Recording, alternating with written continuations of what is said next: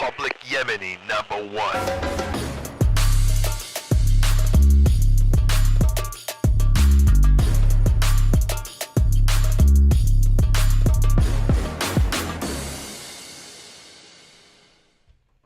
What's up, everybody? Mike Eshaq here with Jack Jr., the comedic genius, businessman, half Lebanese, quarter Armenian, half Mexican. This guy is one of the biggest fucking hustlers. Let's give it up for Jack.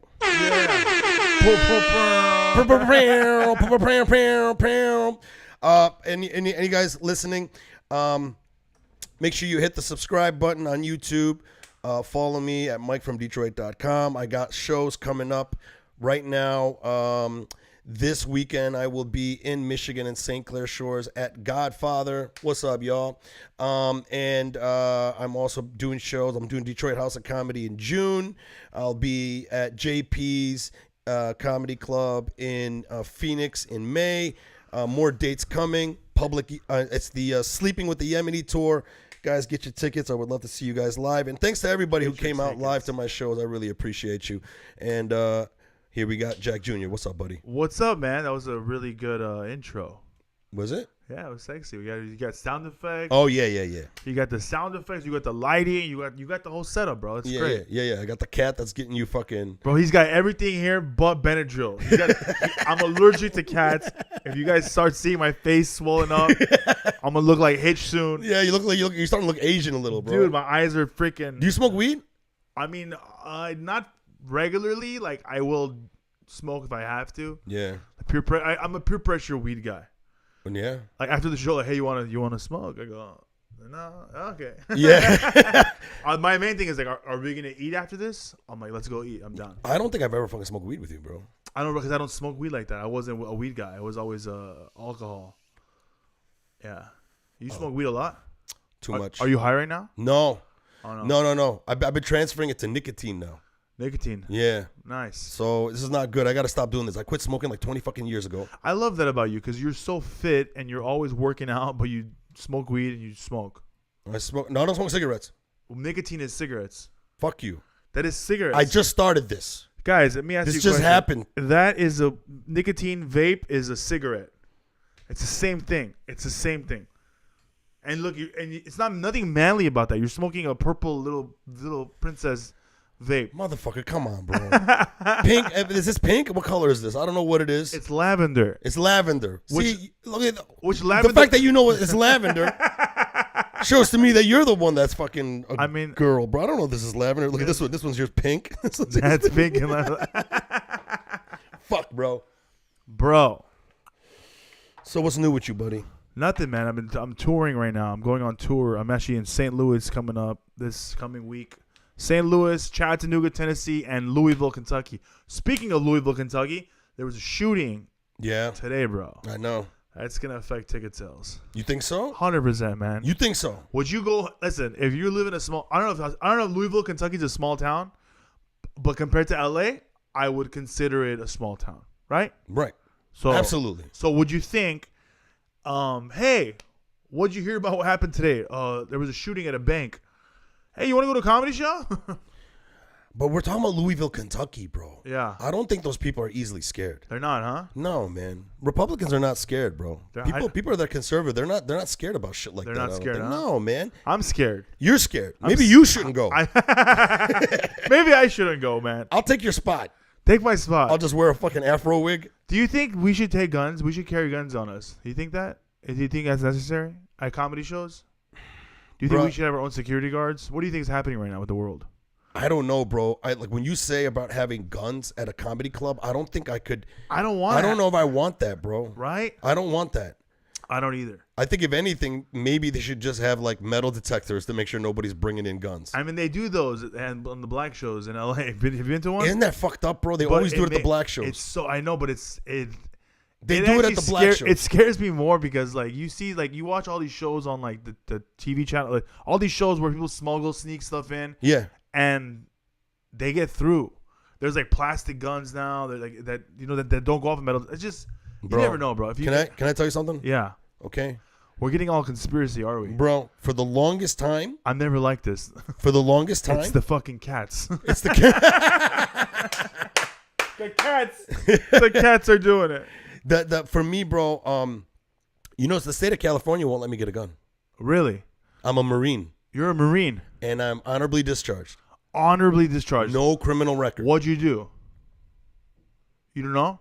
Apparently, California is what they call a may state, meaning you may be able to get a gun. You're not. They can just say that they're not going to give it to you. So honorably discharged basically means, hey man, we're going to give you a 2-week notice and we're going to let you go in 2 weeks. That's it. What do you mean? I mean that compared to like dishonorably, they let you go right away. Honorably means like they're giving you notice. How does it work? An honorable discharge? Yeah. That means you got out of the Marine Corps with an honorable discharge, meaning you were a good Marine. Okay. Dishonorable, you did some shit and then you get a dishonorable discharge. And if you're dishonorably discharged, bro, you can't vote, you can't get a gun, it's hard to get a job. Really? It fucks you up. And man. being in the military too is already hard to get a job in the first place. No. It's Why? not. I don't know. Your stories about Marines, they were Marines and now they're just security guards. I hear it all the time. Yeah, but they probably just do that because it transfers well. Oh, does it? Yeah. Like a lot of my Marine buddies, man, it's a handful of them are cops. Oh, really? Yeah, they become cops because but you can't become a cop. I can become a cop. Why can't I become a cop? You just said you couldn't have a gun. Okay, bro. I'm fucking with you. I feel like I'm on Fox News right now, bro.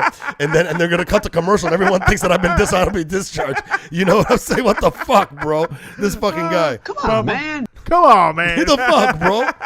No. But this is what's fucked up, bro. I had an AR-15 rifle. Did you? I had one. I got it from Michigan back in the day. Is it here? No, I sold it. Okay, good.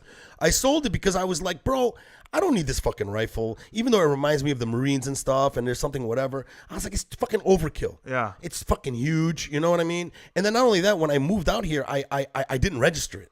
Oh. And I know this place has got really strict, crazy laws. Yeah. So I got a friend of mine. I sold it to him. Right? He took it. Then I was like, I'm going to get a handgun. The only reason I got a handgun because after the pandemic, this place turned into Detroit, bro. Oh, really? You know I live in a nice area. Yeah, he lives between the Koreans and the Jews. Yes, very nice area. Very nice area. Very nice area, okay? Yeah. Then all of a sudden... It wasn't nice getting here, though. But that's your problem. Yeah. Next time, use Waze. Don't use fucking Google Maps, Google Maps it, bro. Actually, don't. You should Google Maps. Waze will make you go through the fucking hood. Waze will be like, let's cut through this person's backyard. Yeah, 100%. You know? But the fucking... So the guy below me got robbed. Shut up. At gunpoint. Wow. 10 o'clock in the fucking morning. Wow. Then all of a sudden, Detroit shit started happening. Like you never saw here before. Like catalytic converters started getting sawn off cars. No way. Because if anybody don't know, a catalytic converter is like a part of the muffler, but it's got a lot of precious metals in there. Yeah. So if you cut that off, you can get a lot of money if you know. How much can you get for that? I don't know because I'm not poor. Okay. You know what I've never had to do that. You guys know how much? I don't know. But then every so often I see people taping their windows because people were breaking into their cars. Wow. That was it. That's when I was like, bro, this is now just Detroit with palm trees. Yeah. Right? So it's not a nice neighborhood no more. It's still nice, but bro, people are getting held up. You know? Yeah. Josh Edelman, another comedian, just got held at gunpoint. Shut up. They took his phone. They took his fucking laptop. They took all his fucking money. Wow. I see. I live with white people. You know? I'm the problem in my neighborhood. Yeah. They go, oh, there's that brown Mexican. As soon as you moved in, they all got more guns. They all got more guns. They go, they're coming over now. We fucking lost. But bro, I'm pissed, man. They won't let me get a gun. So then they sent me, so I had to do a background check. They said you failed the background check. You got to do a live scan. A live scan is a deeper one. Yeah, I paid $50 for the live scan. Live scan comes in, nothing. They still denied me. Wow. Then I went to the gun store again, and then they go, look, man, they denied you, but typically you can do another live scan, and usually that'll clear that up. I paid another $50 for another live scan. They pass you. This time I got a letter. Later on, I can show it to you on my phone because I saved it to my phone. Yeah. Basically, the letter says, we didn't find your fingerprints in any crime, whatever. You don't have a criminal record. Okay. But that still means you can't have a gun. Why? They won't tell me. And then they give you a number. It says, if you have any further questions, call this number. You call the number, and when I press the button that refers to me, it's just this scratchy recording of a guy in so many words basically saying, get a lawyer, sue us. Really? What the fuck? That's crazy. That's what I'm saying, man. So, like, when you talk about fucking guns and stuff, man, I think it's important for people to get guns, and guns are out there. If you feel like you need to get a gun, you should get a gun. But at the same time, bro, there's that liberal in me, too, where I'm just like, fuck, maybe it is the guns. Yeah. I don't know. What do you think? Do you think it's the guns? Or do you think it's the people? I think it's the. If we're gonna go down this road, these are my thoughts. I think it's these kids that are on prescription pills, taking these pills over and over and over. It's a mental health issue. They're cooped up in their house. They're playing fucking Call of Duty all freaking day long. They don't hang out with their parents. They don't have dinner with their parents. They probably don't have a community. They don't do nothing. They're loners. They don't do anything outside. All they do is all video games all day. They're mad that nobody's having sex with them. They're just angry fucking pill popping virgins. And that's what it is, man. I think our generation, when we were younger, we were in the street, we're playing video games, having fun. You know, I have to go a lot. I don't want to get 86 on here from Instagram. Oh yeah. I gotta get off, guys. Sorry. Because of the stuff we're talking? Yeah. Yeah. But yeah, I think it's that, you know? It's really messed up with everything going on, man. Like, it's always some nerdy freaking kid or somebody, you know, like, you never hear the fucking varsity captain of the team on a fucking shooting spree, you know? No, he's getting pussy. He's getting pussy. Yeah. Like, if we could legalize prostitution, we would probably get a lot less school shooters. I'm serious. I think we just need to have, there needs to be like random, the social workers need to step up more, I think, and check on these kids. You know, there should be random interviews. You go to an airport, get a random inspection. Yeah. There should be random inspections on these kids right now. They don't give me random inspections at the airport, and I'm like, you guys are not doing your fucking job, bro. What the fuck is going on here? You just letting me through? Yeah, they never do. I always get checked. I barely ever get checked, bro. Yeah. I barely ever. I got the one joke that I had because they did one time, and you might have heard me do this joke before. One time I went to the airport, the guy stops me. He goes, "You're not going in this line where everyone else is going. I need you to go to the other line." And I look, and everyone in that line's a brown person. And I was like, "What the fuck?" Where were you flying to? I forgot. This is in L.A. Uh-huh. I don't forget where I was flying to. Detroit or whatever. I don't know. Yeah. He goes, "You're going in this other line." I look, everyone in the line is brown, bro. And I'm like, they're doing some racist shit here. What the fuck is this? Yeah. I get in that line. I'm pissed. Then I found out he put me in the pre-check line. Oh, really? Randomly. Just chose me in the pre-check line. Then I went from, that guy's a racist to, that guy's not doing his fucking job. What the fuck am I doing here? I was so confused, bro. So confused. That happened to me one time. I was crossing the border, not through my car, walking. I parked my car in San Diego. I walk across the border, party in Mexico, and then walk back to get my car. That's how you did it, so you don't get freaking pulled over by fucking federales and shit. Oh, really? So Can you still do that? I think so. This is like 15 years ago. So I park in San Diego. I walk across the border. I go to the parties. I go to the clubs. Blah blah blah blah blah. I'm fucked up. It's 7 a.m. I'm walking back across the border, and getting back into the United States. I'm literally getting interviewed by the customs. The U.S. Customs. The U.S. Customs are drilling me with questions. Where were you born? What city? What street? What does your mom do? Da da da da da. Meanwhile, the guy next to me is wearing a fucking sombrero and sarape, and he's drunk. And they go, keep going. I'm like, that's the problem, right there. What are you talking about, bro? I'm like, big up Jose Cuervo. Not me. Yeah, because they probably thought you look Arab. That's probably why, bro. Probably what it was. What the fuck, man? I don't know, bro. To me, man, I'm just like, guns in comedy clubs, fuck that shit. But at the same time, I am kind of fucking worried, man, because sometimes I do jokes that are like, yeah. And the last thing I want is somebody to be like, pissed off. I'm going to show up at a club with a gun. That's the worst type of. That's the worst. That's scary, man. Has a comic ever got shot? I don't know. I hope not. Knock on wood. I don't think this is wood. But it's not. What is this? This is wood, no? I don't think this is wood. Oh. I don't know. But yeah, bro. All I know is that fucking if it came down to freaking getting rid of all guns, I would love to do that.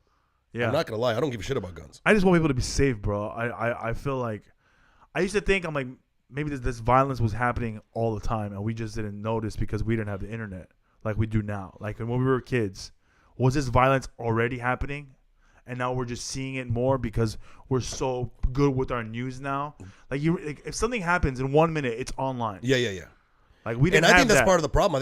I think there's another thing is like, I wish we could like convince all the news stations to just stop fucking posting these kids' pictures or that. Yeah, man. Because what ends up happening is now you got this loner who no one wants to fuck him, right? And whatever, and he has a gun, and then now he's like, you know what? I'm gonna end my life, and then everyone's gonna know me. Yeah, and also too.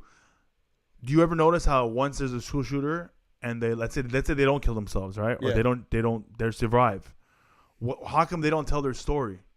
Are they doing time? Are they in jail? Why aren't they showing the the consequences. You know what I'm saying? Have you heard about any of these shooters there was? Have you heard any stories? Or whatever happens afterwards. What happened? What happened to John Doe? What happened to that guy? They just glorified the school shooting. This guy's an asshole. And that's the last thing we hear about. We don't hear that they gave him the electric chair. Nothing. They rehab them or whatever. Nothing. We don't hear any of that story. We just hear like, hey, look, this guy killed fucking X amount of people, blah, blah, blah. And also, too, I feel like we should talk about the victims. You know, give them their moment. Give them, man, these guys had families, they had lives. But they do that. They do exposés on these people. Not like they do on TMZ. TMZ just blasts the shooter. Yeah, well, that's TMZ, bro. Yeah, but that's what we TMZ and World Star. That's all people believe that first before the Fox News. I think it's just the community that we don't have any community no more in America. That's it. We're done. Like everyone's all separated. Like back in the day, man, when I grew up in Detroit. Bro, and the community was so tight. I could go to my neighbor's house, open their fridge, and then they discipline everybody's kids. So like the lady across the street, if I fucked up, she disciplined me. Yeah. That doesn't happen no more, bro. Yeah. Now we just call the cops on each other. Yeah. That guy didn't cut his grass, call the cops. That guy didn't fucking call the cops. You know what I mean? Yeah. I think this is the lack of community is what it is. I gotta fucking charge this bitch. Yeah, fuck. I don't want to talk about guns, bro. I want to talk about comedy right now, bro. Let's talk about comedy, man. Let's talk about comedy, motherfucker. And how do we go down that rabbit hole? What? How do we go down that hole real quick? The shooting in Louisville. I was asking you, are you paying attention to the news and shit like that? Oh, yeah. It's your fault. Anyways. Brother, I haven't done this podcast in over a month, and we got 4 listeners right now. Thank you guys for listening in. If you guys are new or anything, you could follow me at MikeFromDetroit.com. So we're going to talk about fucking comedy real quick, man. How's it going? Comedy's good, bro. Comedy is paying the bills. I haven't had a day job in a very long time, and I'm very thankful, blessed, and happy now. What day job did you used to have, bro? Bro, what day job? I used to sell cell phones in a mall. I was selling gold and silver. That's Armenian as fuck. That's very Arab I was as selling fuck. Gold and silver. Oh, wow. I was selling gold and silver. Like for someone else? Like a broker. Not like gold chains. I'm talking about like coins.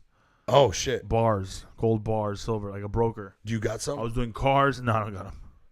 I was selling cars. I was doing whatever I could, bro. I was selling everything. During the pandemic, you were selling cars. Yeah. You're not doing it no more? No more. Were you selling them? I was selling them, bro. I was selling like 5 cars a month. Dude. You're making good money off that, huh? I think it was surviving, you know. It was cool. Anytime the pandemic or anything like a recession happens, the car prices always go up, brother. Bro, everything. You came in at the right time. I had to, man. I'm not used to, I'm used to making a certain amount of money a month. Yeah. And when the pandemic hit, I was like, I can't live off of fucking $3,000 they're giving me. Like, this is nothing. $30,000 a year. No, the $3,000 they're giving me a month. What was it? Oh yeah. The EDD money. Yeah. I'm like, bro, like my car at my house, I can't. I got creative during the pandemic, man. I actually opened a comedy club during the pandemic. You know about my store, my club? No. So I would rent Airbnbs out and throw secret shows. Shut up. Yeah, I didn't even know about that. It was so super secret. I had my mailing list. I would send to my fans, and we'd hold 50 people, all separated 6 feet. I had security. We checked temperatures. We had a bar. We did donation. By the way, it was all donation.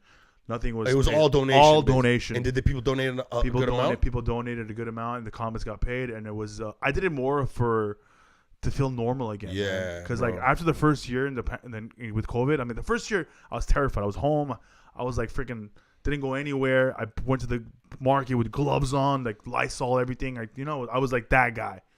But then after the second year, I was like, all right, man, we can't live like this. No, this is not good for my mental health. I said I'd rather get COVID and fucking die from COVID than just stay here and go crazy. Did it fuck up your hustle? Afterwards, when you came out, because when I came out of the year of not doing anything, bro, like my systems were, I just was not the same. I wasn't sharp. Yeah, it messed up my mailing list. Because I developed a mailing list from like all the clubs I worked at.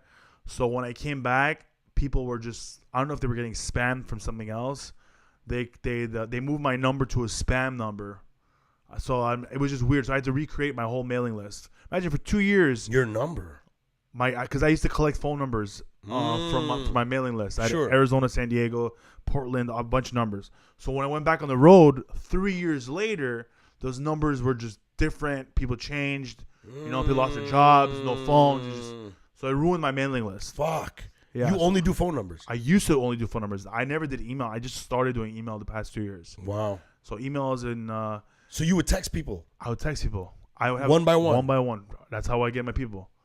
Hey man, I'm coming back to town. I would have like Arizona numbers, 500 numbers, Ontario. And you would hit them up from your own personal phone? Personal phone. Not a Google Voice number? Not a Google Voice number. My personal So they phone. would all have your number? They still have my number. I had the same number. So yeah, I would text everybody, and that. Do those people bother you at all?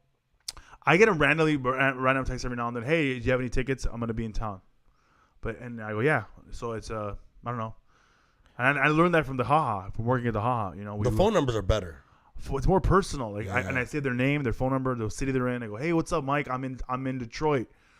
I got a couple tickets left. And you're not using a text service. No, because you can't. Because it's like banned. It's like you can't do it no more. Spam. It's considered spam. It's considered you can't. You have to do. You can't do. What's it called? Flapper still does that. You can't do mass texting. It's illegal. You have to have. They have to have an option to opt in or opt out or something like that. I don't know. But when you do individual text, it's fine. It's not considered spam because you're not doing a mass text. It's what? Just one by one, yeah. I didn't know that because Flappers is always sending me texts. They're not supposed to. If you say you don't want it, that's illegal. I keep it so it keeps me in the idea of like maybe I need to start doing this, bro. You know what I mean? What does the text say? Do you know? You know, like it'll be like it's always like an alert, like big name drop in today. You know, Trevor Wallace is gonna be dropping in tonight. You know, shit like that, or like we got this show. Does it say opt in or opt out? To press stop? Because it's supposed to say that. See, this is why. Because like when I saw Flappers do that, I'm just like, yo, man, I need to get on that shit. Yeah. Yeah. So, no, nothing. Yeah. See, that's a mess. Look, that's a mess. Yeah. Those are automated. You can say, look. What? Oh, you want it still, right? Yeah, I want it still. You can press stop, and then it might. Does stop. it say that? It usually. Yeah, I don't want it to stop, but they don't say anything. You don't want it to stop. No, I don't because you know Dan Green. Don't know Dan. I know Dan Green. The Australian guy. Yeah, from Laugh Factory, door guy. Yeah. So he does his own shows in Houston. I'm gonna be doing it, and I talked to him. He goes, he's got phone numbers from all of his work that he's done down there. And he goes, he spends 6 hours a day just texting. That's what I do too. That's exactly what I do. Yep. That's how you do it, bro. Do you use shortcuts on your phone? No, I could show you exactly. No. You got to use the shortcuts. What's the shortcut? So like on iPhone, you can go into the keyboard and you can type in little shortcuts to whatever phrases you want. So like right now, if somebody posts a comment, let's say on Facebook, somebody shares my thing. Instead of me going, thanks for sharing and typing that whole thing out, click my link to join my email list to see me do stand-up live. Yeah. Now all I do is press FBB space and this paragraph comes out. Oh, really? Yeah. On your computer or your phone? On the phone. Oh, I just do if you do it on the phone, it'll also do it on your computer now. I just do copy-paste. Send. Yeah. It's quicker. It is, but I mean, if you already have it, like, just saved. Yeah. You just boom. But the thing is, that's even that's old school. Like right now, what's really bumped my ticket sales up is just the Instagram Reels and Facebook Reels, and having people really see your comedy, man. Like, yeah, that's true. Like once I stop posting like flyers on your social media, flyers are cancer to your Instagram. Is it? You post a flyer, bro. You can post it on your story, maybe if that. But you post it on your page, you just become like one of those dumb pages, you know?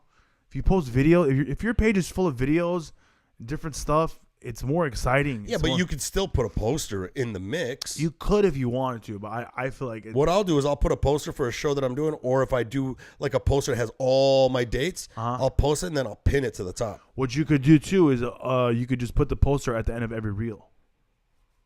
So you post a reel. I'm gonna be in this blah blah blah. So at the end of the video, they'll see your. If you see my videos, I do that in my videos. I have the dates coming.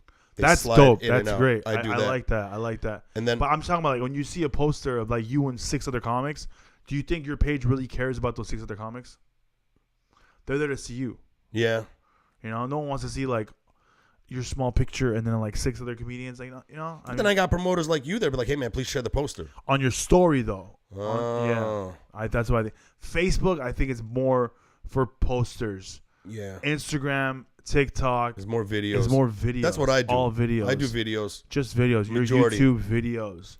That's how I feel what's been working for me. I mean, if you look at all the people with big social media followings, they hardly ever post flyers. They'll post one with all their dates, their tour. That's what I do. That's it. But when you post like weekly flyers every day. I don't do that. Yeah, but there's a lot of guys that do that. And you know what? One of my biggest pet peeves is for comics that hit me up to do spots. Hey, bro, send me the flyer so I can post it. I go, but I won't have it for a few days. I said, what you could do right now, though, since I'm still making it, promote yourself. Promote yourself. You know, have your fans promote you. Promote you. Don't wait till the flyer comes. Promote yourself. You know why? Because that's more important. Yeah. Your friends don't give a shit about it. If you really have fans, they'll come to see you. Bro, It's true. It's just like don't wait for the flyer. People are coming out to every show now. Like every show, I'm having like people coming out. Man, it's really, really interesting. Yeah. That's what your page. I don't know. I remember I texted you. I said, hey, man, I'm proud of you, because your reels kept coming up on my page. I kept seeing them, and I'm like, oh shit, that means you're just doing good, you know. And I looked at the quality, and it's great, man. Like the I like the captions were like bright and colorful. Thank you. The material was good, but I was wondering if you were getting shit for it because of the language. There's a lot of the topics were like pretty aggressive. It is, but here's the thing though, man. I was doing great. Yeah. Blowing up. Got up to 115,000 followers. Yeah. Then I posted an old video that I did years ago with Brandon Bricks. Uh-huh. I thought it was a funny video. I posted it before. I never had a problem. It still lives on my page back in the day. They didn't take that down. But for some reason, I posted this one. They flagged it for hate speech. Yeah. And as soon as that happened, none of my shit's being recommended anymore. You know what? All my views You know went what down. happened? It wasn't Facebook. It was someone reported you that saw it recently. So the first time you posted it, nobody saw it. No one was offended. Because it was before I blew up. But now you have 115,000, and all it takes is one person, 2 people, 3 people. Do you think that somebody reported it, or do you think it's the algorithm that's like? I think it's someone reported it. I got the same thing. I was in Facebook jail for 28 days. 28 days, bro. I was getting like 10,000, 50,000, 100,000 views, 500,000 views, you know? And then once that hate thing came off, bro, 28 days, I'm barely getting 50 views, 100. Now I'm slowly building up again. I'm about 1,000, 2,000. So now it's coming back. But now I'm just like, I don't hate anybody, bro. I'm not being racist. I'm just being a comedian. Exactly. You know? Exactly. But people are being so sensitive, man. It's weird, bro. People call me a shitty father because I talk about my son, which is also affected me now because I'm like, am I a shitty father? You know? That's like that Dave Chappelle bit. I remember when he came back from Africa years ago, and everybody thought he was smoking crack. Yeah. And he goes, man, I'm sitting in Africa, minding my own business. Nobody there knows me. I get a call from Newsweek. They interview me. And then at the end of the interview, the guy goes, Dave, just want you to confirm something. We got reports here in the States that you've been smoking crack. So I need to ask you, are you smoking crack? And Dave Chappelle goes, when Newsweek calls you and asks you if you're smoking crack, you got to ask yourself, am I smoking crack? Yeah. But that's exactly what you're saying. It's just like now you got me thinking about, am I being a bad father or something? Totally. And I even asked my wife, I'm like, am I a bad father? She goes, no, you're a great father. I go, these jokes about my son and my ex-wife are the reason why I'm a comedian. Like, I was in a dark place. I was depressed. And I started doing comedy to find, like, because comedy brings, like, comedy comes from a dark place and you find the light and you become funny. You find a way to laugh at it. So I've been doing that. I've been laughing about it. But then now these people are like, who is like, I want their opinion, you know, because we wanted to watch our reels. We want the comments. We want the likes. We want their approval. But now we're getting this negative energy, and it hurts sometimes, you know. It hurts sometimes. But the thing is, it's okay though, you know. Like once you're okay with it, it's like it all feels normal again, you know. Yeah. But then you start worrying about like that one comment. I remember I took a video down that had 1.5 million views, 1.5 million views because it talked about me paying child support, and I think I had 20 comments where people just, you're a shitty father, you're a deadbeat dad, you're this and that, and I'm just reading one by one comments, and I'm like, and it was getting worse and worse, and I'm like, I just took the video down. I don't know why I took it down. I wouldn't do that, bro. I'm so mad at myself that I took it down because I'm like, damn, I let these little guys punk me, you know? I only respond to the positive comics. Yeah. That's what I do. That's the thing. I can't read the comments, man. It's fucked up. I read the comments. I specifically try to find people that like it, and then I engage with them only. That's what I was doing originally, but then this one video had so many negative comments. And you start, after a while, when you read the thing over and over, you're an asshole. You're an asshole. Don't you think that maybe? Am I an asshole? Don't you think maybe it's also because you only have a minute to show a clip, and then within that clip, like the audience got to see you talk about other stuff before you led to that clip. Yeah. Right. So, for example, if I post a clip that's kind of like, really, what the fuck is he saying? But if you saw the whole set, you would see me build say up to something before Yeah. that kind of already shows that I'm not this terrible person. Yeah. And then now they gave me the green light to say this terrible shit. Yeah, totally. Now I changed that joke. So when I do that joke, I go, first of all, I'm a great father. I'm a great father. I'm in my kids' lives. All of them. I love them very much.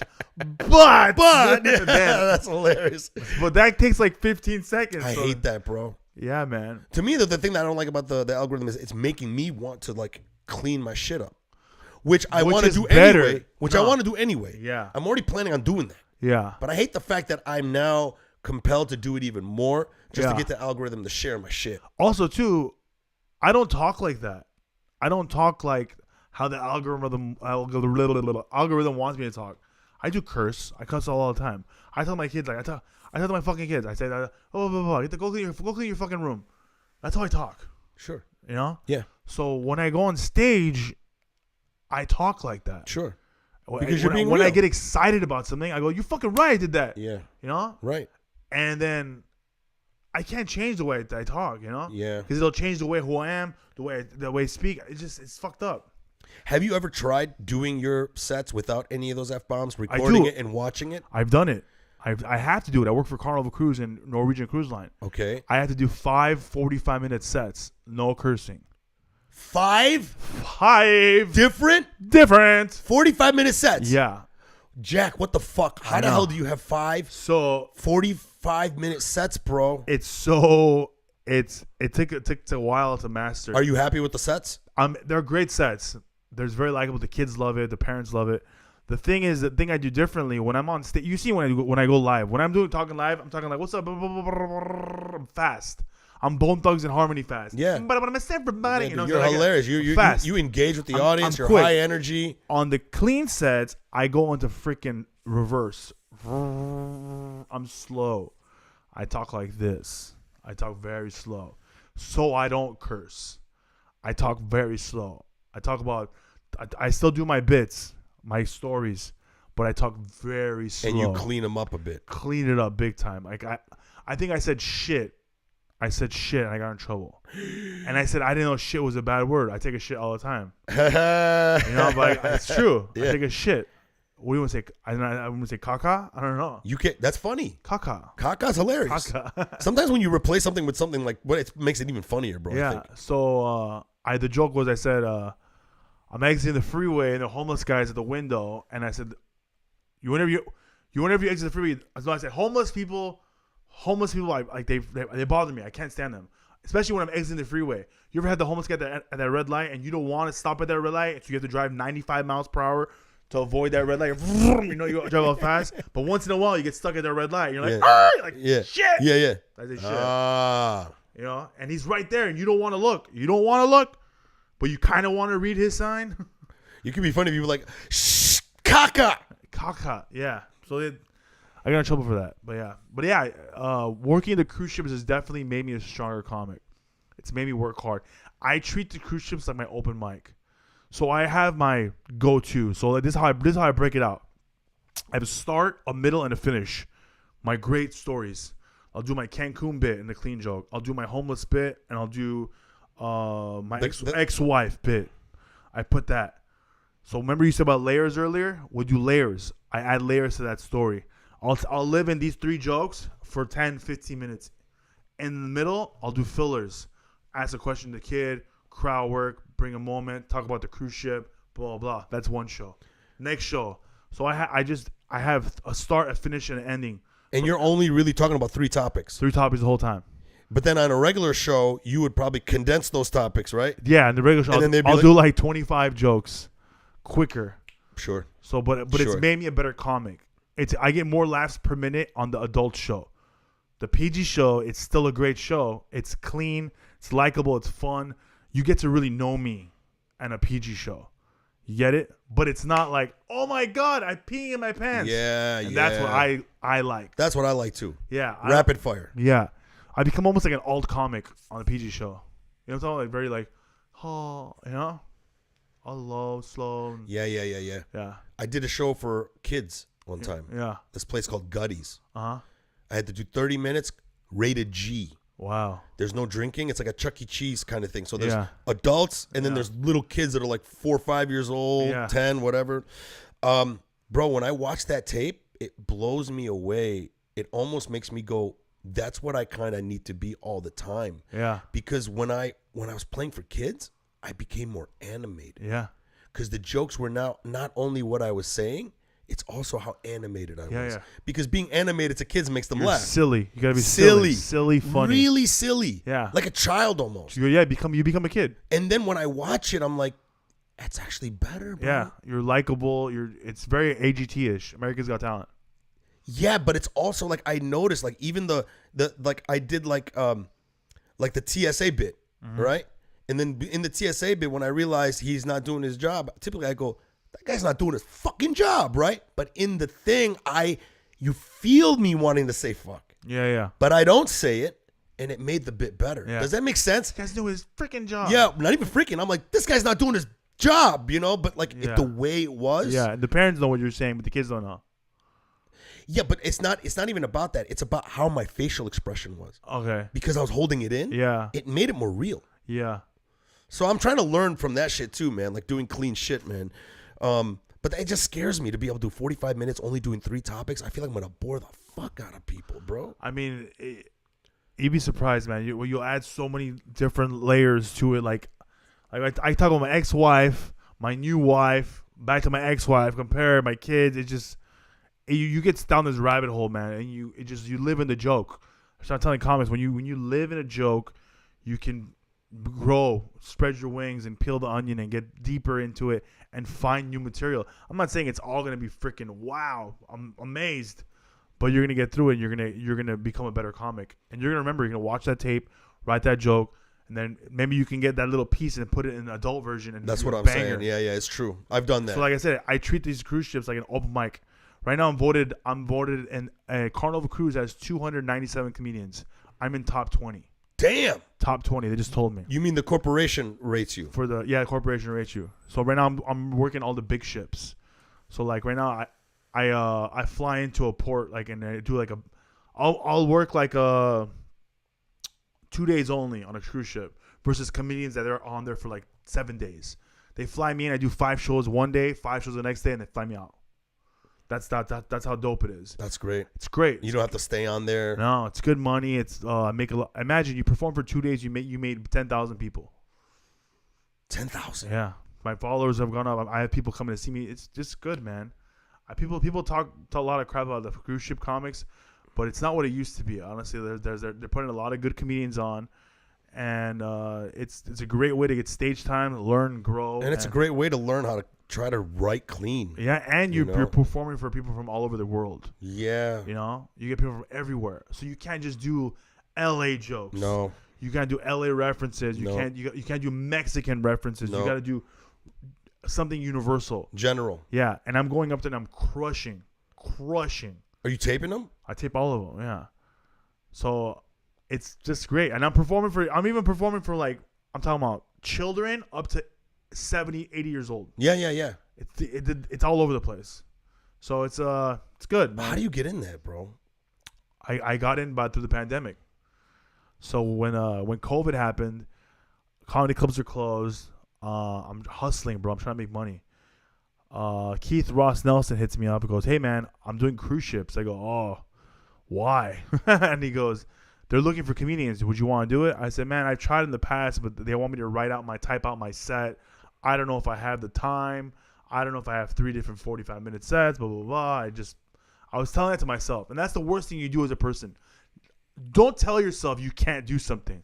When you put that energy out, you're not never be able to do anything, bro. I'm the same way. Never. I'm the same way. So I stopped doing that as of that day. I go, I can do whatever I want. So I said, you know what? I can do this. I will. So the cruise agent hits me up. He goes, hey, man, send me some tapes. So I immediately go to the Laugh Factory page. I had like 10, 15 clips up there.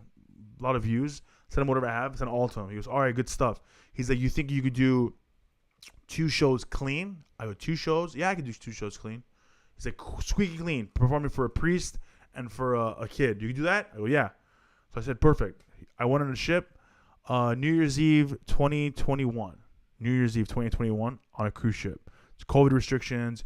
You couldn't walk around the ship. You had to wear a mask. You had to perform, go back to your room. It's really depressing. Kind of like prison. I'm doing the cruise ship. I asked the other comic for advice. He's a veteran comedian. And I go, hey, man, I heard you're like the veteran, bro. Like, I need to get advice you can give me my first time. And he's like, man, do what you got to do, man. He was angry, mean to me, because he thought this new guy is going to take up his dates. That's what his mentality was. Turns out that guy got COVID, right? So now someone has to fill in his shoes, his shows. So now Carlo reaches out to me. Can you do more shows? And I said, yeah, I could do more shows. So my first cruise ship, I was only supposed to do like 5 shows.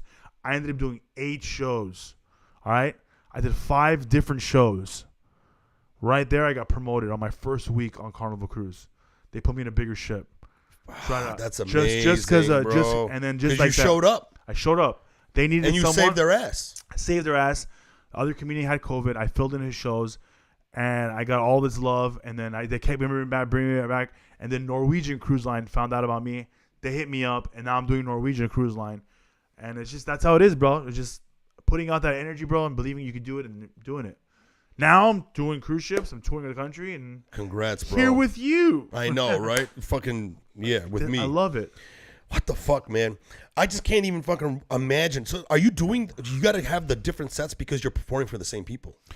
On Norwegian, sometimes you got to do literally completely different sets every night. Completely. Because the same people are watching. Same front row. Because some people go on the cruise ships for the comedy. Just for the comedy. Wow. There's the comedy lovers, there's the food lovers, and then there's the nightclub life. Well, mainly the number one thing besides like the excursions is comedy. So everyone comes for comedy. What I like about Carnival is that every show has a theme, has a name. So I have Jack's Comedy Party. You don't be whack, be Jack. You don't know Jack. And then I have 2 other names. I forgot what they are. So people go to that show thinking it's the same. They know it's the same material. So with Carnival, I'll do 5 different shows, but you kind of have a little cheat sheet. You know what? You have to try to remember what you said on each show. So that's one thing I had to force myself to learn, bro. You have to do callbacks. I had to remember what I said. So I would make index cards of like to memorize like studying. Okay, this show is this set. Like I would have different 5, and then now I'm doing it as a routine. Now I have it. Yeah. But it's hard, bro. Like it was so hard. Like for a while, I'm like, oh my god, can I really do this? That's fucking stressful. But it made me a better comedian. Now when I go on any stage, bro, I'm not afraid of anybody. Like I'll follow Bill Burr. I'll follow anybody. Like because I have the material. You got the confidence. I have the confidence, the material, and I know how to switch gears now in a room. I can walk into a room where it's a bunch of kids or adults or young people or old people, Armenians, Mexicans, black, white, whatever it is. I've been in those situations, you know? And that's why I feel like it's made me a stronger comedian working these cruise ships, you know? I want to get on a cruise ship right now, bro. You got to be pumped, You want to do it? Let's go. You got to be... How do I do it? You want to be a cruise ship comic? What? You have 3 different half hours? No. Okay, when you get 3, I'll get you on a ship. I mean, I can get 3. The thing is, but it can't be political. You can't be political. You can't talk about anything like that in the world or anything like that. It's got to be. You can't talk about personal. drugs, sex. Yeah. You can't talk about drugs, sex, politics. Yeah, it's pretty hard. Yeah. But you can do it, man. Think about it. Like you said, you add 1 minute to every joke. No, true. No, I can do it. I just got to do it. That's the thing. Yeah. I got to get my mindset into doing that, bro. You got to do it. Right now, I'm just gearing up to try to get this hour that I have. Mm-hmm. And thanks for the spot, bro. Yeah, man. You guys don't know June 2nd? I think it's June 2nd. June 2nd, I'll be at the Ha Ha Comedy Club, everybody. Doing my first hour in LA. Wait, is it? Yep, June 2nd. Friday, June 2nd, Ha Ha Comedy Club. If you're in LA, come watch me do my first hour in LA. I might even record it, bro. You should record it. No, I mean, like, I'm going to hire some people to, like, actually record it. You have to record it. Aliens. Aliens. What about them? They're here. Of course they are. They've been here. How do you feel about it? I want to meet one. Are you scared at all? I mean, have you heard about the shit? What? What shit? The sightings and. I mean, they've been saying that since I was a kid. Yeah, but forget that. I mean, we've always been saying that, but now the Pentagon is saying it. I know, but that don't scare you, bro? I don't know. I don't know what to feel. I feel like they're like crocodiles. Have you seen one? Have you been on close TV? to one? I've seen one on TV, bro. I've seen alligators though. I've seen okay. Yeah, I mean they're not dinosaurs. They're out there, but I feel like aliens probably only come out at night. and apparently they only come out where the fucking rednecks are. Because there's no city lights. There's no buildings. I think aliens are afraid of Hollywood. I think aliens are going to like where there's tornadoes and shit. Why? Why is there tornadoes? Maybe think about that. Are we getting back to conspiracies again? Let's go. Let's talk about it. So think about it. Maybe tornadoes aren't real tornadoes. They're freaking spaceships coming down super fast. Right? And they're just crashing in. It's just like a drunk. It's a drunk alien. That's their exhaust. Yeah. That's their muffler. And it's just crashing into buildings. And they goes, oh shit, he's drunk. And they go, beam him out of here. That's fucking hilarious, bro. Fuck, bro. I don't know, man. To me, I'm like, I'm giddy about it. Like, cause you've heard about the shit. Yeah. About like how there's no propulsion system on these systems on these ships. Have you heard about that? What do you mean there's no propulsion? So this is the thing that's okay. This is the thing that's crazy. Okay, Albert Einstein, before he died, said that he stumbled across a mathematical algorithm. His math said that he found out that time is fabric. It's like a fabric, is what he said, and it can be bent and twisted. And he said he found out that gravity is what does it. Okay. Then he told people, he goes, if we can in the future find if we develop a system where we can check the Earth's the Earth's gravity on the side of on the cusp of our atmosphere, he said that you will see that there's going to be a curvature in space-time, because he says gravity bends time. Okay. He died. Nobody believed him. Years later, they developed that thing. They measured it. Fuck, he's right, dude. There's a curvature in space-time. He was so right that algorithm is in our GPS system. The satellite that sits outside of the Earth cannot find us on the planet, because the curvature in space-time changes time so much. So even though it thinks that you're here, because time is contorted with gravity, you're actually just a little bit off. And if we didn't have that mathematical algorithm, the satellites won't be able to find us. So wow. Einstein was right. And what he said was... What if Einstein was an alien? He might be a fucking alien, but the guy was too smart.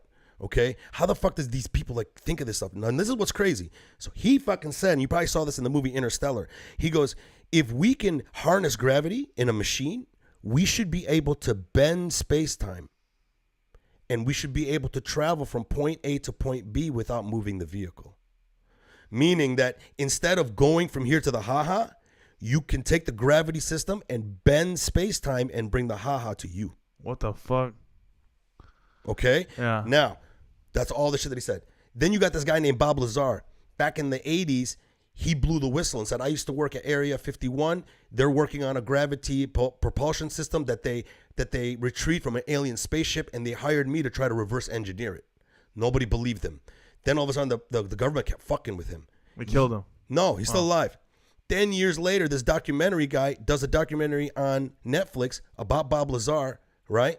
As soon as that thing comes out, the Pentagon right away goes, the footage that came out years ago of our fighter pilots following a UFO, we're now declassifying it, and we're letting everybody know this is a UFO. We don't know what it is. That came out in 2020, right? Yes.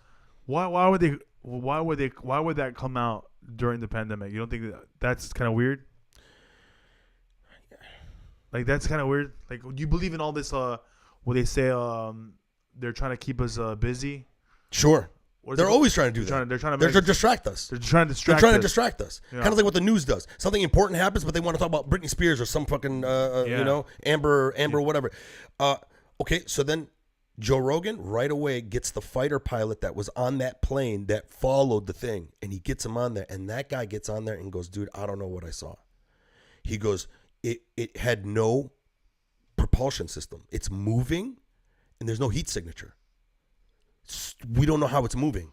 And then what's crazy is they got it recorded doing things that nothing that we have can do.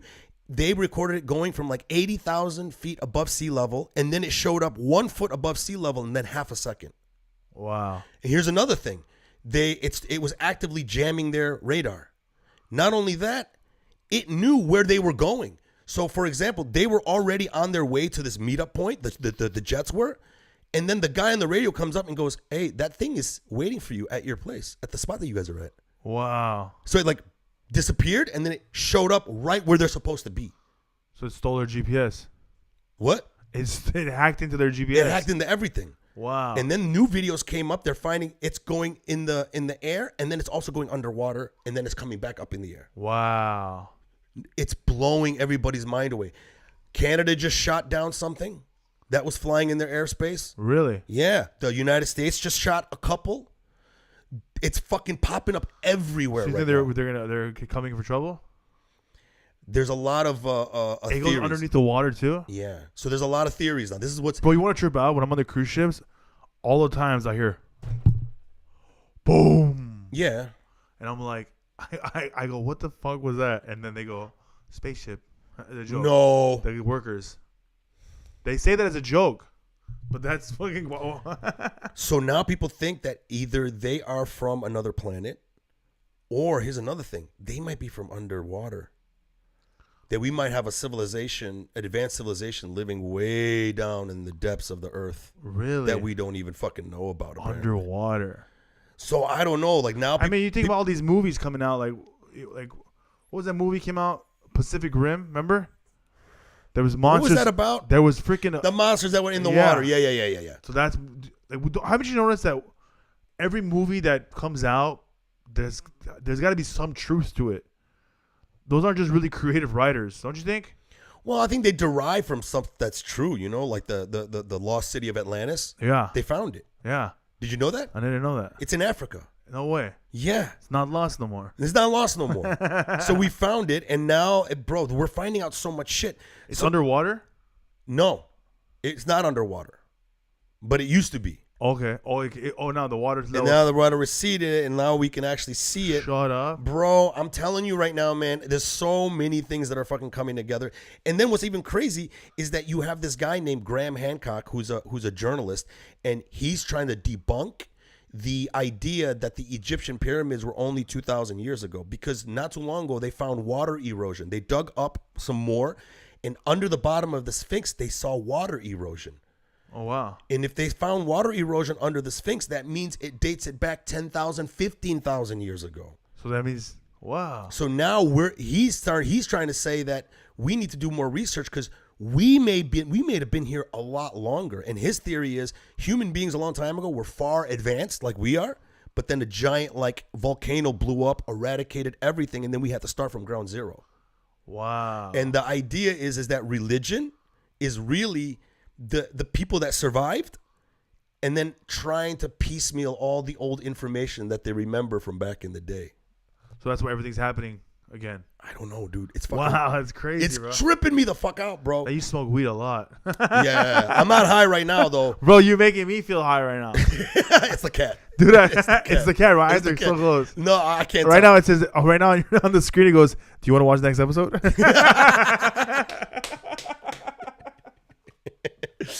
So I don't know, bro. I'm excited about it, and I'm also kind of scared.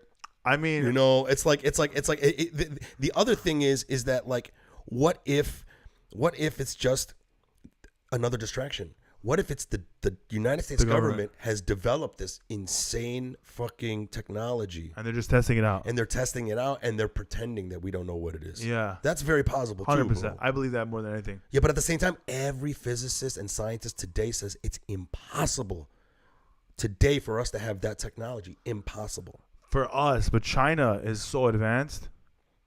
The Chinese, man, they're advanced. They're advanced at stealing everything. They're advanced at everything, bro. They invented the free sample. Did they? Yeah, that's man. hilarious. The free sample. You got to flip it around. I think that's why you got it backwards. That's the wire is supposed to be on the left side. That's probably why it's not fitting right. Oh, there you go. There you go. Yeah, much better. So I don't know, man. To me, that fucking shit just excites. That's the fuck crazy, out of me, bro. That's scary. You know what's funny? That thinking about all this stuff, this is another thing you made me worry about. Like as I got older, like when I was a kid, man, I didn't worry about anything. I just played, had fun. But now I'm always worrying about what if this happens? What if that happens? Because you have kids. I have kids, bro. Like I'm so scared. How many kids you have? I want to live long, bro, and live a long time. And you always just hear these crazy things happen. I have 2 that I made and adopted 2, so I have 4. Oh, wow. What? 4 kids, yeah. You adopted 2 kids? Yeah. I didn't know that. My girl's kids, yeah. I claim they're my kids, yeah. Oh, okay. But it's her kids. It's her kids. But so you didn't adopt them. Well, I mean, they live with me, and I pay for everything, so I could adopted them. You're a stepfather, bro. I'm a stepfather. You try to upgrade yourself. Like, I was such a good guy. I adopted these African babies. Yeah, stepfather, I guess, yeah.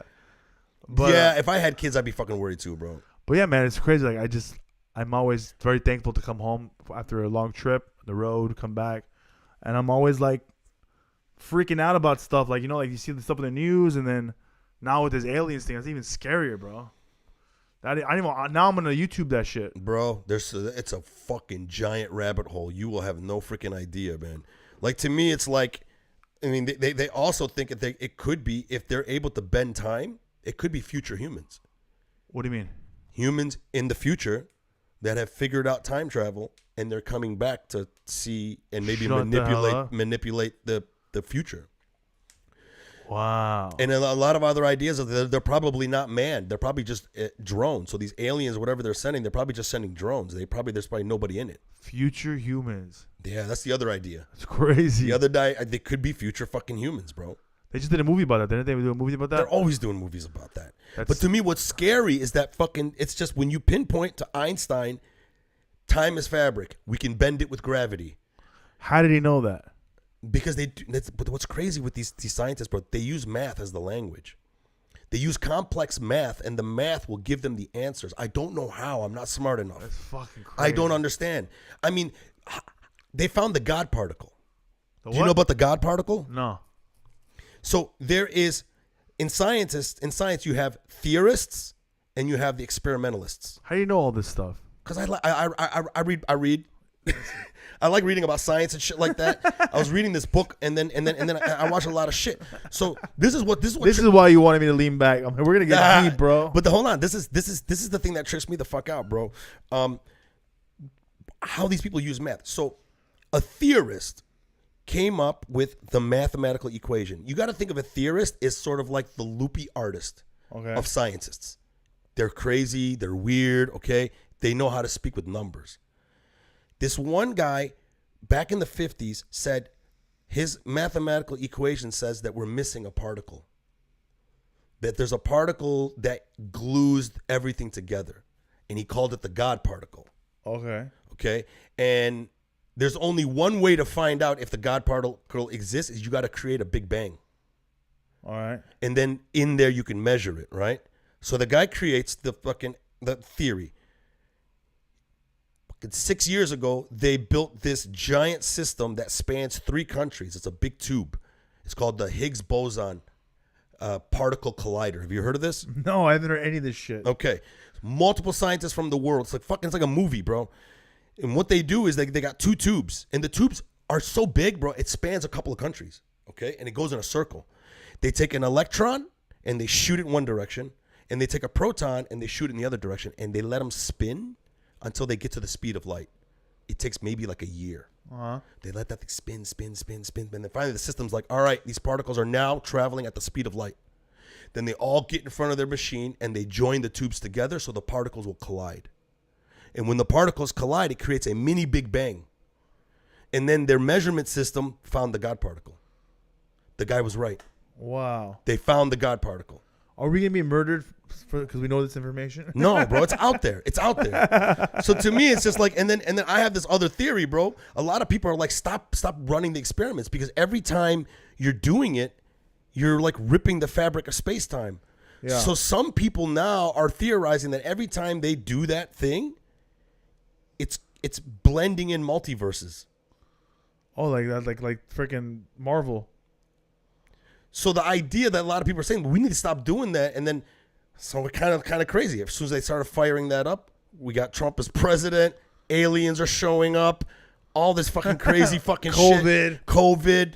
So I don't know, bro. That's crazy. I geek out about shit like that. You trip me out, bro. Am I scaring you? A little bit. That's why you smoke so much. You're fucking stressing yourself out. You're like, fucking aliens. If we're gonna die, bro, I might as well fucking enjoy myself. You know? So how did you grow up, bro? How did I grow up? How was it? Were you like a troublemaker and shit? I was. Nah. I mean, I became kind of bad when I was 18. Not bad. I was just hung around the wrong crowd. I was very into Hollywood, bro. I wanted to be Hollywood king. I wanted to be in the scene, bro. I wanted to be bottle service, nightclub promoter. I wanted to be around girls all the time. Yeah. Studio 54, doing coke off of girls' tits. Like, that's the kind of guy I wanted to be, bro. No shit. I wanted to be Scarface, dude. I wanted that life. You're like every brown guy that's 18 years old. So when I was 18 years old, I had a fake ID. I used to go to the nightclubs, bottle service. I would lie. I would carry around my dad's business cards. Jack Assadourian, comedy club owner. That's awesome, bro. Same name. And did it work? It worked a lot of places. Like, I got like VIP a lot of places. And I go, yeah, Google me. And then that was it, man. It was girls, sex, drugs, rock and roll, bro. That's what it was. You partied hard, huh? Partied hard, bro. I was hanging out with the LMFAO, Jersey Shore guys. No shit. Yeah, man. Fucking. You were also a club promoter? I started promoting clubs because like I would go there so much, and it got to a point where I'm a hustler, bro. I'm like, I don't want to keep spending fucking $1,000 every time I come out. Like, how can I get a table, the girls, the drugs, the vibe for free? So I would think that I was like 19, 20. No, I was 21 now, and then I'm like, what does that guy do? He's here all the time. So I found out what he does. He was a promoter. He would bring 25 girls to the club. The club would give him a free bottle for the girls, and he had the table. And that's what it was. I said, so he makes no money. He goes, he does make money if he sells tables to people. So I said, I don't really care about money. I just want the table. So I would start bringing 25 girls, and then I became a promoter. I would promote clubs. Did you make money? After a while, I started making money, but I wasn't even in it for the money. I was in it for the just a fucking party girls for free. Party for free. And have that status. And walk in the huge line at Supper Club. I've been to Supper Club. Playhouse. Supper Club was the shit. Playhouse, Supper Club, dude. Eden, fucking Element. So many clubs, bro. True, Dre's. When Dre's was here on the W Hotel. Yeah. I was there all the time. I was like 24, 25, 26. Were you living it up? That's when I was living it up. Were you living it up? Living it up, bro. Living it up. Were you getting a lot of girls and stuff? I was just newly divorced, bro. Cause I met my girl at a club. I met my baby mom at a club. Big new bad. Never pick up a girl from a club. Yeah. So then I was party guy, bro. I was partying, doing fucking Molly, coke.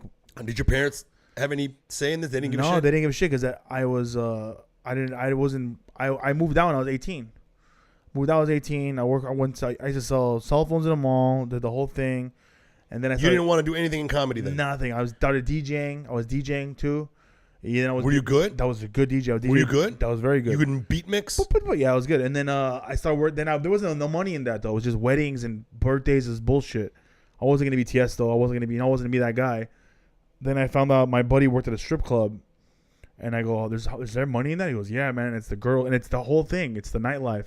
It's bottle service. It's the girls. It's the whole thing. And now you're the guy in charge, bro. You're running the show. This was where? This is at the strip club.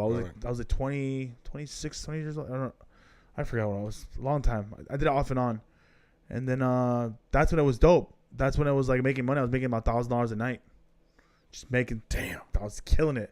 Doing that, yeah, that's right, guys. I'm back-to-back action. Oh, hell, yeah. No, dude, don't do that fucking voice, yeah, that's right. Bro. She's loving it, doing it, bumping it, grinding, get that private side. Why do you got to do that voice? I don't know why. But yeah, did that.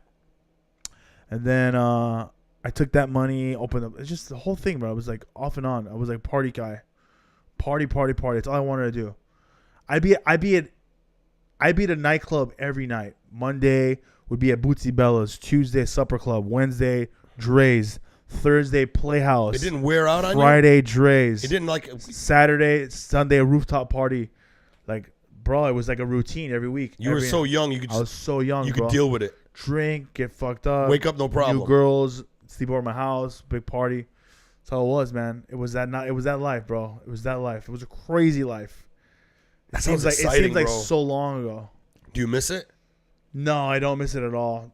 I don't miss it at all. It was bullshit. Like, I still talk to some people from Facebook. Like, we're still friends. But I'm looking at him now. Like, I was actually talking to a friend of mine who's a DJ, Carlo Astuti. He's in Europe right now. He invited me to a club. He's like, hey, bro, I'm coming back to the States. April 26th, he's performing at, I forgot where. But he's a famous DJ. And I go, yeah, I don't think I'm going to make it. Bro. Yeah. You don't want anything part of that no more. Huh? Man, You're right done. now, I'm in a new life right now, bro. Like, I got a second chance at life as being a father. And my son lives with me. I'm with my girl. We're settled down. I'm enjoying diapers, watching Blue's Clues. You know, I'm enjoying that. Having my coffee in the morning, podcasting with you, writing jokes, going home. Like, normally I used to do shows, bro. When I first started doing comedy, and I was trying to get girls. How long did you start? It's 14 years now. I started doing comedy, and the whole goal was to impress a girl, because I'm newly divorced, right? So I was trying to get girls, and I was still partying, doing drugs. It was dark, bro. It was really dark, and I'm finally out of that life, you know, and it feels good. What's the best pickup line that you used to use? Do you have a good pickup line? I remember I used my ex-girlfriend. I said, I'm kind of a big deal. Google me. This is before Anchorman. he says it in that movie. That's right. I did that in like 2006, 2007. Did you take it from the movie? No, this is before the movie. Before the movie, yeah. Or another one, if I want to make a girl laugh, she looks kind of girly. I go, if you were a booger, I'd pick you first. That's fucking hilarious. It's cute. Yeah, it's cute. Yeah. But and then all you do is just make them laugh, and then you just try to like use that as an icebreaker. Yeah. Or just going up to a girl, man. It's all about confidence and personality, bro. It is. You don't have to be handsome as fuck. You know, I'm not handsome as fuck. I mean, but you are handsome, bro. You're handsome. Thank you. But I would pull girls, and it was like almost like it was almost like a competition between my friends, the guys I was hanging around with at the time. We all wanted to, you know, be around girls. Yeah. That's all it was, man. We every night we'd go out. Yeah. We'd sleep in all day. Yeah. You know, and then we go do a show, and then we'd go out to a bar or a club and try to get girls. And not even just to have sex with them, just to be around them. Yeah. Talk to them, go out to eat, drink, and just stack up phone numbers. And that's it. And then the next night, call the girl from last week, and then just build numbers. And now I'm showing up this nightclub as a promoter. I'm bringing 40 freaking beautiful women, because these girls want to get free drinks. I want to get a free table. We're using each other. You know, it's a crazy life, bro. I feel like I lived so many lives. Yeah, me too, bro. So many fucking lives, bro. Me too, bro. I fucking lived a lot, but I can picture you being a fucking club promoter, bro. But that does sound fucking fun, man. To me, man, it's just like when it comes to fucking hitting on women, bro. Like, pickup lines are not the thing that fucking works for me, bro. It's usually my personality. Yeah. But the pickup line is fun if you can like hit them with something really quick. Something stupid. You know. My favorite thing is the I like I do Darren Carter. I like my woman like I like my yeah. Darren Carter. I should get Darren Carter on here, bro. Yeah. I love Darren Carter, man. He totally do it. That guy's he's like a kid forever. He's a kid. It doesn't seem like he has. I wrote a joke for him. He started doing it. He goes on stage. He goes, I look like Jeff Bezos. Boo. I said, you look like Jeff Pesos. That's fucking hilarious. He does it now. Is he you? That's funny, bro. Yeah. Darren, there's no comedian like Darren Carter. Yeah. You know who else is a fucking comedian that I think that's like really, really funny and there's nobody like him? McQueen. Jackson McQueen. Huh? Jackson McQueen. Yeah. Bro. He's brilliant. That guy kills me, bro. He kills me, man. So funny. He stretches out the joke with facial expressions, right? And then you forget the setup, and then when the punchline comes, you're like, God damn it, I forgot that's what we were talking about. I can't date you because you a bitch. Yeah, bro. Fucking A, man. Yeah. What's up with you, bro, though? What's your goal? When did you start doing these reels? What made you what motivated you? What gets you going? Bro, just seeing everybody else doing it. Yeah. Just seeing everybody else doing it. And then my buddy Ahmed Al-Qadri, who's another Yemeni comic, he blew up on TikTok. And Tell me about Yemen, bro. I don't know shit about Yemen. You don't? Okay, never mind. I've never been there. All right. I've never been there. My family was born in Indonesia. Shut up. Yeah. It's weird. I speak Indonesian. Shut up. Yeah. No way. I speak Indonesian. That's fucking Whenever crazy. I go visit family, I go to Indonesia. My great-grandfather, bro, he had like 6 wives. Indonesians look like Filipinos, don't they? Kind of. It's very close. Yeah. It's very, very close. Yeah, kind of. Except, the Filipinos got asses because they got Latino genes. Yeah, they know do. what I mean? Those are the Asians with booties, bro. Asian with booties. I fucking love it, man. My wife's Filipino. Is she? Yeah. 100%? Filipino Portuguese. That's what I was saying. She didn't look Filipino at all. No. She has her papers. Yeah? How did you meet her? High school. Oh, you've known her since high school. We dated right after high school. I dated her best friend in high school. So we were together 19, 20, 21. And then we broke up. I went and was a fucking savage. And then I had a baby mama. And then she did her thing. And then she came back to me 9 years later. And then she just reconnected? Like, Did you make the move on her? She made the move on me both times. The first time, and then the first time we were 2019, and then we went on a date. I went on a date. No, we didn't go on a date. This is when I wasn't even a comedian. I was producing comedy shows. I took Butch Bradley, Ruben Paul, and Butch Bradley and Ruben Paul to Santa Barbara. I was doing a room called at Q's Bar. I paid Butch Bradley, Ruben Paul. I didn't have a car at the time because I was partying and I got to impound it. I forgot what happened. So I called Phoebe. I said, "You think I could borrow your car?" She goes, "You can't borrow, but I'll take you." We're just friends. We're from high school. I dated her best friend. We're just friends. So I said, "You never dated her before?" No, we were just friends. So we came, and then she said till the day, she goes, "I don't know, you were just so like," she goes, "You were so like," because this is what happened. We hung out the whole time. We played pool. We had food, drinks, blah, blah, blah. Dropped off the comedians. Then she dropped me off at home. And then she texts me when I went inside. She goes, "That's it?" I go, "What do you mean, that's it?" So she wanted me to kiss her. So I didn't know that. So I went back and I kissed her. That night? Damn, she made the moves quick. Yeah. But then she goes, I go, what? I thought we were just friends. And she goes, I don't know what it was, but that night you just turned me on. Like, you were so like, those guys are older than you and you were running the show. You were in charge. You were very like, the man, you know? She liked that. She liked that I was like a fucking boss. Yeah, you are a boss. Yeah, thanks, man. And then we broke up. Didn't work out 3 years later. And then now I'm 31 years old. 31 years old. 10 years later, almost 10 years later, she finds out I'm doing comedy. And she comes to my show. And I see her and all these feelings come back. And then she hit on me again. And I go, "What's up?" And Dude, then I had a girlfriend at the time, 4 years with her. I like her, bro. And then I left Monica for Phoebe, got back with Phoebe. And I've been with her ever since. So you mean to tell me, like, as soon as she hit on you, you broke up? Oh, she's the only girl that I've ever cared about. Like that. Only girl. What the fuck did it? What did it, bro? I don't know, man. She's just perfect, bro. Like, she makes me want to be a better person, bro. That's amazing. She makes me want. She makes me believe that I can do anything. Yeah. Fuck, I need a woman like that. She makes me feel like I can do anything. She always is supportive. She cooks, cleans. She's like she loves my family. Does she work? Doesn't work. So she's a housewife. She did work at the Ha. She was running the club for a while, but now with the baby, she doesn't work at all. But she went to college. She has a degree in human resources, like management. Like she's like such a good person, bro. Just genuine, the real. Fact that she hit on you, bro. Yeah, she hit on me, bro. Twice. I told her today. That didn't even bother you. No, because you're not one of those guys. No, you're not one of those guys who was like, "Wait a minute, what are you doing? No, it was weird because like, well, I knew she was the one when she came back the second time, and my mom, I go, "Mom, look who it is." She came to the Ha, and my mom goes, "My mom hates everybody." But when she saw her, she goes, "What took you so long?" Your mom scares me, bro. My mom said, "What took you so long?" To her. To her. I was like, damn. She likes her. Yeah. That's great, bro. Yeah. Damn, she hit on you, bro. I like it. I like it when a girl's like that. I don't mind, bro. I'm not old school like that. You know what I'm saying? Yeah. She actually told me, too. She goes, "I don't know what this is. Don't break up with your girlfriend." Like, I go, what? I go, so you don't want this not to happen? And there's, no, I'm just kidding. She goes, yeah. like she was just like, it was so right, bro. She's perfect. And then how long after you guys got together, you married her? We're not even married. Like, we're literally, we both divorced. Yeah. So we both wear rings. Oh, she was married before, right? Yeah. We both wear rings.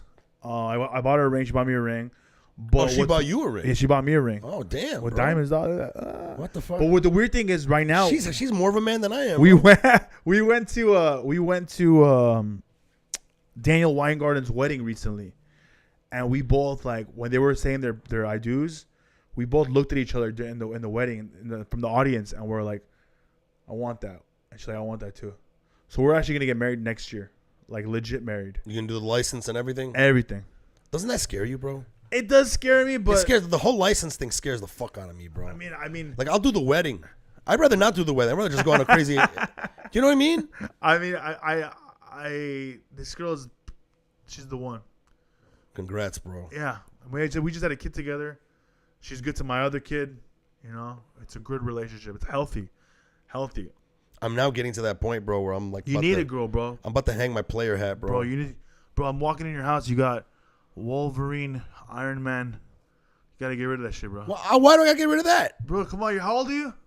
I'm old. How old are you? I'm old. How old are you? I'm old as fuck. How old? Guess. 41. Older. 44. Older. Shut the. Are you 50? Almost. Oh my god! You know Ashoka's just turned 50.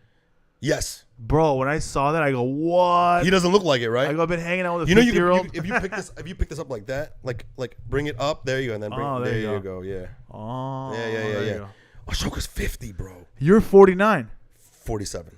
Shit. Wednesday, 47. Wow. Happy birthday. Yeah. So you're 9 years older than me. Uh-huh. Damn. Oh, you're in your 40s? I'm 37. Oh, you're 37. Okay. Turning 38 in May. You look younger than that, bro. Thank you, man. Like, if you said you're 31, I would have believed it. Thank you. Someone thought I was 21 at the cruise ship. They were trying to hook up with you. That's what it was. Calm the fuck down. They were trying to hook up with you, bro. That's down. calm the fuck down. Don't lie to me, bitch. No. Bro, I need to. I think. What do you like? But what kind of girls do you like? Girls. Any kind of girl? I mean, or like flavor. Like when it comes to like looks. White, black, brown. What's your thing? Okay, I mostly date white chicks. White chicks. The only reason why is you're an American Marine. No, because you like Texas barbecue. Yeah, who doesn't? North Carolina barbecue is great too. No. I fucking what was the question? What kind of girls you like? Oh, I've dated white girls mainly because when I grew up in Detroit, a lot of the Arab girls were very hard to date. Yeah, they want to get pregnant and married. Well, no, but they fucking the brothers will come jump you. Yeah, it was like impending danger. It's the same thing. It's hard to keep a heart out when you think her brothers could fucking jump you at any fucking second. 100%. Do you know what I mean? Yeah. And but the white girls would always come and pick us up, hit on the Arab kids and stuff like that. So I just made this association where white girls were the easy way to get pussy and to hang out and have fun. But now, what would you marry? You just said white girls are easy. They are. Okay, so then you wouldn't want to marry one of those. I'm not saying all white girls are easy. I'm saying white girls are easy to deal with because they don't have any cultural baggage. Yeah. They don't got to worry about their dad or whatever. As a matter of fact, you'll have sex with them in their house while their dad is watching TV and he knows it. 100%. You know what I mean? You know what I'm talking about. Who is this girl? Her name is Joy. Joy to the world. Yeah. But fucking now I'm just like at that point, bro. Like I hooked up with a girl last week. Okay, but you bring her back here? Yeah. And then you talk to her after the hug? Yeah. Did you bring her in the kitchen? Did she see your cat? She saw my cat. She was allergic too. See, bro, you gotta get rid of cats. Yeah, but she wasn't allergic to the cat for some reason. Anti-pussy. No. And they are. They are. It's yeah. Cats are. How? Name any guy that has a cat that has a girlfriend. Thank you. What are you talking about? There's guys that have cats that have girlfriends. Who?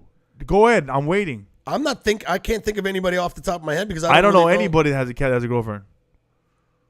I don't even know a girl that has a cat that has a boyfriend. Bro, I've had a cat and I've had girlfriends. So what the fuck? I wouldn't even have sex with girls sometimes because I would go to her house and there was a cat. Well, that's because you're allergic. That's what I'm saying. That's not the cat's fault or the girl's fault. It's your parents' fault for giving you shitty genetics. You have Wolverine and the Hulk. How is this bad? How is this bad? And then you have a Mexican thing in the background. This is not Mexican. It's Arab. Whatever. It's a bull's It's got horn. the Quran on it. You got the Conan Barbarian statue on your head. You know what I'm saying, bro? Come on, man. Like, you really think this is bad? It's very childish, yeah. But when you went to my apartment, bro, when I was 19, my apartment, all I would think of is when I bring a girl over, is she gonna spend the night? That's how I decorated my room. That's how I had my house. I never had a problem with girls. I remember my bathroom was always clean. I remember I would put girly shit, scenting lotion and the shit the girls like. I was like, what would make them stay? I don't want them to stay the What night. would make them stay? I want them to leave after. I want them to leave. But that's how you don't find a girlfriend then. I guess I'm different. I always wanted a girlfriend. Now this cat thing's getting into my throat. Can I get some water? Yeah. The cat, I'm going to keep talking. The cat is getting to my throat. So wait a minute. You were saying that like you want the girls I mean, to stay. I don't want the girls you don't want the girls to stay, but No. that's why you don't have a relationship right now. Buddy, let me tell you something. Do you have a girlfriend? Have you had a girlfriend? When was the last time you had a girlfriend? The last I had a girlfriend, I broke up with her just before the lockdown ended. And she was beautiful, and she was beautiful. She fucking cooked, she cleaned. She liked picking up girls with me. Okay, that's a red flag right there. No, I love that. I know that's good. Ideally, it's good for dating and for smashing. No, but not for wifey. No, I want that. Bro, I know so many couples that were together like that, and now they're not together no more, bro. Because eventually, I think it can be done. Because to me, I don't want an open relationship. I don't mind having guest stars. That's hilarious. Because I have FOMO. Like, I can't have my girl just out there getting dick, and then I'm just here playing video games. I can't do that. Yeah. There's so many guys that can do that. So you let your girl fuck some dude as long as you're there? No, no dudes, just girls. Only girls. Yeah.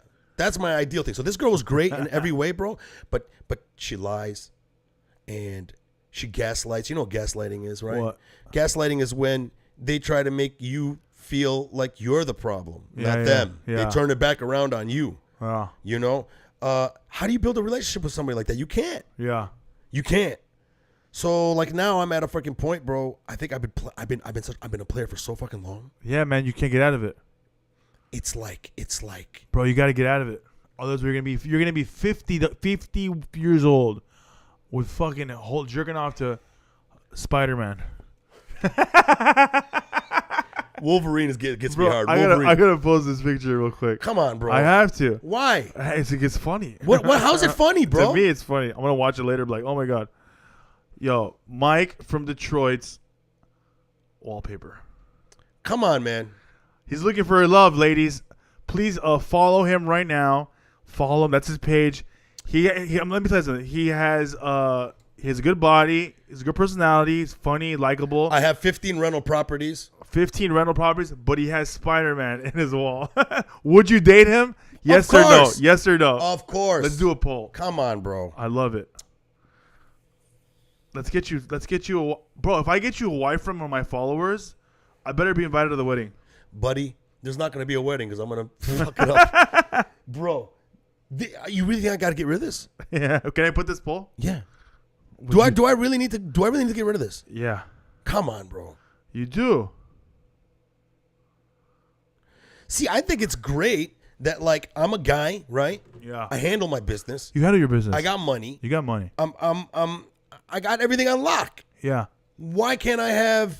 It just. If I was a therapist, it would say like, did you not have a toy when you were a child?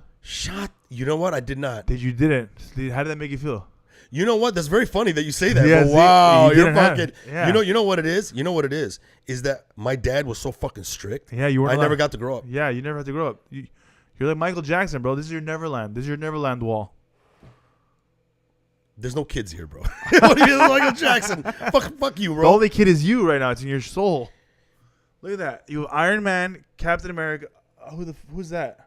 Well, you fucking dressed like a fucking 10-year-old boy right now. What the fuck are you talking about? Your shorts are riding up your fucking shit, bro. Because you don't have a chair. You look like a kid from an Oshkosh Bagosh commercial, bro. You know what I mean? But I'm married. Are those Bugle Boy jeans you're wearing? You're killing me with this fucking cat. Brother, I don't know, man. I think you're right. I think you need to get rid of this. Get rid of that. Really? Yeah. I like that mirror though. Like, look, if I had to analyze you, you do have good taste, bro. I do. You got paintings. You got the nice mirror. I love this mirror, by the way. I love. I don't like this mirror. I love it. It's IKEA. Well, I don't like it that much. I gotta use it. Don't tell nobody that. Yeah, no. I should tell him it's Italian. Yeah, you know what you get some paint and just throw it on there a little bit and just Be like, it's an art piece. yeah, art piece. Yeah. It's a good idea. Thank you. I like it. I like the couch. I like it all. Yeah, I think it's. But this corner right here, it looks like you masturbate all day long here. Not all day.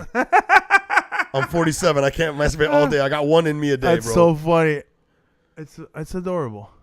Fuck you, Jack. I love you, bro. I'm busting your balls. I know. Are you man. DJ? I see DJ. I just started. I didn't just. I did it. I did it about a couple years. I just brought it back out again. Is what I'm saying. So you're making beats? Not making beats. No, I'm mixing. I'm just honestly, I'm only doing it because It's a hobby. It's a hobby because I think stand up. It's all about timing, and this is just another thing for me to exercise that timing. Does that make sense? Yeah. Like if I was a musician, I think it would be perfect because music and comedy is the same, bro. It's Yeah. all about timing and Yeah. bars and all that fucking shit. So I just do that to try to. Maybe one day I'll do a set, but right now, man, I'm just like learning how to beat mix. You're a It's surfer fucking too. fun. You surf? I tried surfing. I got to get rid of that. That's dope. I'm the same way. Did you try it? No, my old apartment, my bachelor pad, I had a guitar on the corner with the guitar stand, and then I had a surfboard, and then I had golf clubs. And you all in didn't every play corner. any of that shit. I didn't do any of this. But every girl would be like, "Oh my god, you surfing?" I'm like, yeah. So you really brought it just to impress the girls? Yeah. Okay, hold on. You didn't buy the surfboard to try it? You didn't Never try it once? tried it once. You bought it just to impress girls? I got it at a garage sale. All three of them at a garage sale. It was across the street. I go, maybe I'll try it one day. And I never tried it, but it was in my house. And it was just there. I remember one time this girl's like, "Play for me, play." So I grabbed the guitar and I just threw it and I just started. I just can't really play right now, you know. I just, I need to be inspired right now. Let's have a drink. Yeah, give me a blowjob. But Give me some head. I'll make a song about this. I remember, like I said, I used to have my apartment I was a super douchebag, bro. I was super fucking dorky, you know. You know, I've always picked up girls with just me. Yeah. I've never used my car. I've never used any type of whatever. It was always just me, and I never tried to change. I mean, it was just me being stupid. Yeah. The thing is, I get girls, Jack, that they literally, like, they like the fact that I'm kind of nerdy.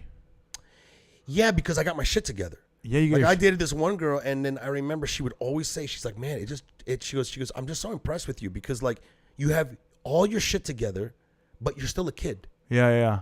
And she liked it. Yeah. Meaning that I know how to be serious. Yeah. But then at the same time, I'm still young at heart. Yeah. You're really young at heart. I had no idea you were 47. But you're telling me that I got to get rid of this, huh?